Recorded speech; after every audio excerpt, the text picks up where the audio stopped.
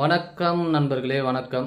ஏற்கனவே ரிசர்வ் வங்கி அறிவித்த நகை அடகு குறித்த விடயம் பார்த்திங்கன்னா பெரிய அளவில் ஏழை எளிய நடுத்தரை மக்களே பாதிப்படைய வச்சிருக்கு. இந்த வேலையில் தான் பார்த்தோம் அப்படின்னா கூட்டுறவு சங்கங்கள்லேயும் நம்ம பார்த்திங்க அப்படின்னா நகைகள் அடமானம் வைத்து கடன் பெற்றுக்கொள்ளலாம் அப்படின்னு எல்லாருக்கும் தெரியும். இப்போ அங்கேருந்தும் பார்த்திங்க அப்படின்னா மிகப்பெரிய ஒரு இடியை இறக்கியிருக்காங்க. அது என்ன அப்படின்னா, நீங்கள் வாங்கக்கூடிய கடன் 2 லட்சத்திற்குள்ளே அதுக்குள்ளே இருந்தது அப்படின்னா, மிகாமல் இருந்தது அப்படின்னா, நீங்கள் வருடத்திற்கு ஒரு முறை வட்டி கட்டலாம். இது எல்லாருமே அறிந்தது தான்.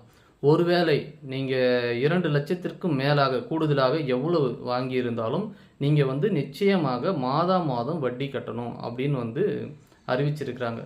ஸோ இது பார்த்தீங்க அப்படின்னா அறியாமலேயே நிறைய பேர் 2 லட்சத்துக்கு மேலே நகை அடகு வச்சு கடன் வாங்கியிருக்காங்க. மாதம் இப்போ வட்டி கட்ட சொல்லி கூப்பிட்டு எல்லாம் பேசிகிட்டு இருக்காங்க. ஸோ ஒரு அவேர்னஸாக இருங்க, தெரிஞ்சுக்குங்க.